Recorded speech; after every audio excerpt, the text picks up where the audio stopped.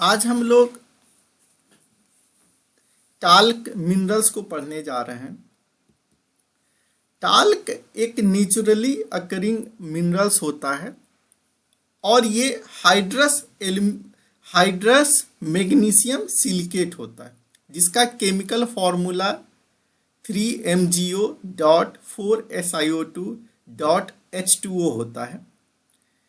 इसका structure similar to पायरोफिलाइट होता है। पायरोफिलाइट एक मोंटमोलियोनाइट ग्रुप का मिनरल था, हम लोग प्रीवियस क्लास में पढ़े थे, और इसका स्ट्रक्चर जो है वो 3 लेयर स्ट्रक्चर होता है। 3 लेयर स्ट्रक्चर में 2 आउटर लेयर जो कि सिलिका टेट्राहाइड्रल ग्रुप का था, और उसके बीच में एक एल्यूमिना ऑक्टाहाइड्रल लेयर जो कि जिप्साइट लेयर कहलाता था, वो रहता था। अब टाल्को में क्या होता है कि जो पायरोफिलाइट होते हैं उसमें जो मिडिल वाला हमारा लेयर होता है, वो उसमें जो एल्युमिनियम आयन यदि रिप्लेस होता है मैग्नीशियम आयन के साथ, या जिप्साइट लेयर रिप्लेस होता है ब्रूसाइट लेयर के साथ, तो जो मिनरल का फॉर्मेशन होता है वो टाल्क कहलाता है। समझे? तो जो सिलिका टेट्राहाइड्रोन का layer as it is as रहेगा, और जो एल्युमिनियम एटम था जिप्साइट का, वो मैग्नीशियम के साथ रिप्लेस हो जाए, या पूरा जिप्साइट लेयर यदि ब्रूसाइट लेयर के साथ रिप्लेस हो जाए, तो मिनरल का जो फॉर्मेशन होता है वो टाल्क कहलाता है। तो जिप्साइट लेयर जो है वो AlOH3 होता है, और ब्रूसाइट लेयर जो है वो MgOH2 होता है। क्लियर है? तो ये जो टाल्क के अंदर होता है, एक ये हमारा जो तीनों सेट मिलके एक लेयर सीट बनाता है, और ये जो लेयर है, लेयर का जो सीट है वो सी डायरेक्शन में वंडरवाल फोर्स से जुड़ा होता है, AB डायरेक्शन में ये हाइड्रोजन बॉन्ड से जुड़ा होता है। और हाइड्रोजन बॉन्ड एक स्ट्रॉन्ग बॉन्ड होता है जो कि AB डायरेक्शन में एग्जिस्ट करता है, और वंडरवाल फोर्स जो होता है वो एक वीक फोर्स होता है। ये जो वीक फोर्स होने के कारण ही जो टाल्क का जो सीट है, एक सीट दूसरे सीट के ऊपर स्लाइड करता है, जिसको कि हम लोग स्लिपरी प्रॉपर्टीज कहते हैं। ऐसा ही प्रॉपर्टीज मोंटमोलियोनाइट ग्रुप के मिनरल में भी पाया जा रहा था कि जब हम लोग इसको वाटर में डालते थे तो ये स्लिप करता था, ये एक सीट जो है दूसरे सीट के ऊपर स्लिप करता था। साथ ही साथ जो टाल्क होता है वो सबसे लोएस्ट हार्डनेस या सबसे सॉफ्टेस्ट मटेरियल होता है। हार्डनेस को चेक करने के लिए एक मोहो स्केल बनाया गया है, और उस मोहो स्केल में 1 से लेके 10 तक अलग अलग पोजीशंस होते हैं। तो उस मटेरियल के हार्डनेस के अकॉर्डिंग उस पोजीशन पर मटेरियल को रखा जाता है। सपोज कीजिए कि किसी जो मटेरियल है वो सबसे सॉफ्ट है, तो वो मोहो स्केल के फर्स्ट पोजीशन पर होगा, और जो सबसे हार्ड है वो सबसे लास्ट पोजीशन जो कि 10th पोजीशन है वहां पे होगा। तो 10th पोजीशन पर जो हमारा मटेरियल होता है वो डायमंड होता है। हम लोग जानते हैं डायमंड एक सबसे हार्डेस्ट नेचर में पाया जाने वाला मटेरियल होता है।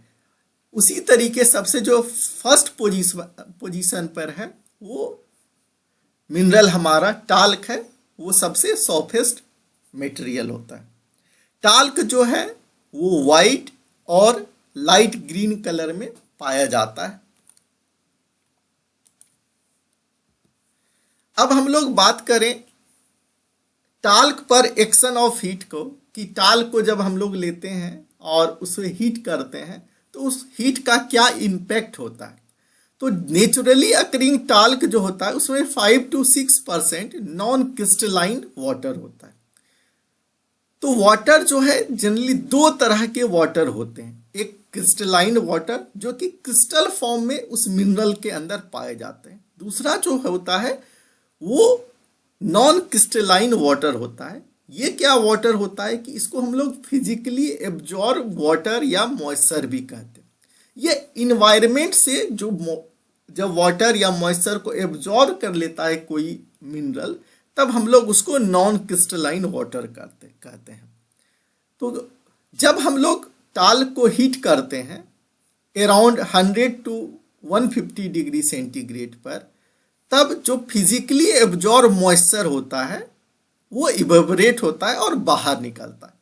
और हम लोग हीट करते हैं लगभग 450 से 500 डिग्री सेंटीग्रेड पर, तो जो क्रिस्टलाइन वाटर है, जो हम लोग अभी केमिकल फॉर्मूला में देखे .H2O, वो बाहर निकलता है। इसके बाद यदि हम लोग फर्दर हीट करते हैं अराउंड 600 to 1000 डिग्री सेंटीग्रेड, तो स्ट्रक्चर का ब्रेकिंग होता है और नए मिनरल्स का फॉर्मेशन होता है, जो कि मैग्नीशियम सिलिकेट और फ्री सिलिका बनाता है। इसके बाद हम लोग और यदि हीट करते हैं तो इसका विक्ट्रिफिकेशन होता है, और विक्ट्रिफिकेशन लगभग ये 1270 to 1350 डिग्री सेंटीग्रेड पर होता है। तो विक्ट्रिफिकेशन क्या होता है? विक्ट्रिफिकेशन एक डेंसिफिकेशन का प्रोसेस है, और बॉडी डेंसिफाई होने के बाद एक हार्ड और ड्यूरेबल बॉडी बनाता है। तो जब हम लोग टाल्क को लेकर के बॉडीज को बनाते हैं, तब हमें 1270 से लेके 1350 डिग्री सेंटीग्रेड पर हीट करने की जरूरत पड़ती है एक हार्ड और ड्यूरेबल बॉडी फॉर्म करने के लिए। यदि उससे कम यदि करेंगे तब हमें ड्यूरेबिलिटी बॉडी की नहीं मिलेगी। इसका जो मेल्टिंग टेम्परेचर होता है वो 1490 डिग्री सेंटीग्रेड होता है। अब हम लोग टाल्क की एप्लीकेशन की बात करें तो इसका यूज जो है इलेक्ट्रिकल पोर्सिलिन को बनाने के लिए करते हैं। हम लोग अपने घरों में यूज होने वाले स्विच देखते हैं, साथ ही साथ इलेक्ट्रिसिटी को एक जगह से दूसरे जगह ट्रांसमिट करने के लिए इंसुलेटर्स का यूज करते हैं। तो उन सब चीज़ों में टाल्क का यूज किया जाता है, क्योंकि टाल्क एक थर्मल और साथ ही साथ ये इलेक्ट्रिकल इंसुलेटर होता है। टाल्क एक लाइट वेट होने के कारण और एक फ्लक्सिंग मटेरियल होने के कारण इसका यूज हम लोग वॉल टाइल्स के मैन्युफैक्चरिंग के लिए भी करते हैं। साथ ही साथ ये बहुत सॉफ्ट होने के कारण इसका यूज पेपर इंडस्ट्रीज में, टेक्सटाइल इंडस्ट्रीज में, रबर इंडस्ट्रीज में एज ए फिलर भी किया जाता है। Okay, thank you.